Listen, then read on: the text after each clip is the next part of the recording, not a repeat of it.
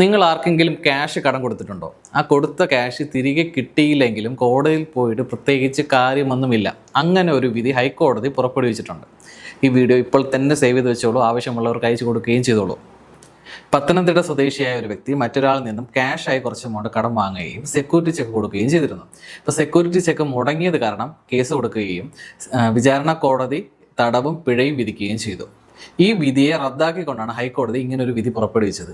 20,000 രൂപയ്ക്ക് മുകളിലുള്ള പണമിടപാടുകൾ, അതായത് ക്യാഷിലായിട്ട് കൊടുക്കുന്ന ലോൺ ആണെങ്കിലും ഡെപ്പോസിറ്റുകളാണെങ്കിലും നിയമസാധുത ഇല്ലാത്തതാണ്. ഇൻകം ടാക്സിലെ സെക്ഷൻ 269 SS പ്രകാരമാണ് ഇങ്ങനൊരു വിധി ഹൈക്കോടതി പുറപ്പെടുവിച്ചത്. അപ്പോൾ ഇത് കാരണം നമ്മൾ കൊടുത്ത കടത്തിന്റെ എമൗണ്ടിന് കൊടുക്കുന്ന സെക്യൂരിറ്റി മുടങ്ങിയതോ അല്ലെങ്കിൽ നിയമസാധുത ഇല്ലാത്ത ഒരു കാര്യത്തിന് സെക്യൂരിറ്റി ചെക്ക് മുടങ്ങിയെന്ന് പറഞ്ഞിട്ട് അയാളെ തടവിൽ പാർപ്പിക്കാനോ പിഴയിടാനോ പറ്റില്ല എന്നാണ് ഹൈക്കോടതി പറഞ്ഞതിൻ്റെ സാരം. അപ്പോൾ ഇതിൻ്റെ അടിസ്ഥാനത്തിൽ നമ്മളൊരാൾക്ക് ക്യാഷ് കടം കൊടുത്തു, അല്ലെങ്കിൽ നമ്മൾ ഏതെങ്കിലും ജ്വല്ലറികളിലോ, ഇപ്പോൾ നമ്മൾ സ്ഥിരമായിട്ട് കണ്ടുവരുന്നതാണ്, ഇപ്പോൾ നമ്മുടെ നാട്ടിലൊക്കെ ഒരുപാട് ജ്വല്ലറികൾ ക്യാഷായിട്ട് നിങ്ങളുടെ കയ്യിൽ നിന്ന് ഡെപ്പോസിറ്റുകൾ സ്വീകരിക്കുന്നുണ്ടാവും. 20,000 രൂപയ്ക്ക് മുകളിലുള്ള ഡെപ്പോസിറ്റുകളെല്ലാം ഈ ഗണത്തിൽ വരികയും ചെയ്യും. അങ്ങനെയുള്ള ഒരു എമൗണ്ട് അയാൾ തിരികെ തന്നില്ല എങ്കിലും, അയാൾ ഇനി സെക്യൂരിറ്റി ചെക്ക് തന്നിട്ടുണ്ടെങ്കിലും നിങ്ങൾക്ക് പ്രത്യേകിച്ച് കോടതിയിൽ പോയിട്ട് ഈ വിധിയുടെ അടിസ്ഥാനത്തിൽ അവർ വാദിക്കുകയാണെങ്കിൽ നിങ്ങൾക്ക് ഗുണമൊന്നും ഉണ്ടാവില്ല, നിങ്ങളുടെ ക്യാഷ് മുഴുവനായിട്ട് നഷ്ടപ്പെടാനുള്ള സാധ്യത ഉണ്ട്.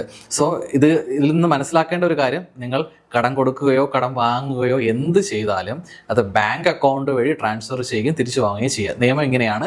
269 SS പ്രകാരം ഒരു വർഷത്തിൽ ഒരു വ്യക്തി മറ്റൊരു വ്യക്തിയിൽ നിന്നും കടമായോ ഡിപ്പോസിറ്റായോ വാങ്ങാൻ കഴിയുന്ന എമൗണ്ട് മാക്സിമം 20,000 രൂപയാണ്. ഒരു വർഷത്തേക്കാണെന്നുള്ളത് ശ്രദ്ധിക്കുക. ക്യാഷ് ഇടപാടുകളുമായി ബന്ധപ്പെട്ട് പലതരത്തിലുള്ള നിയമങ്ങൾ നമ്മുടെ ഇന്ത്യയിലുണ്ട്. എല്ലാ സാധാരണക്കാർക്കും ബാധകമാവുന്ന ഈ നിയമങ്ങളെക്കുറിച്ച് അറിയുന്നതിനായി ക്യാഷ് എന്ന് കമൻറ്റ് ചെയ്യുക. കൂടുതൽ വീഡിയോകൾക്കായി പേജ് ഒന്ന് ഫോളോ ചെയ്യുക.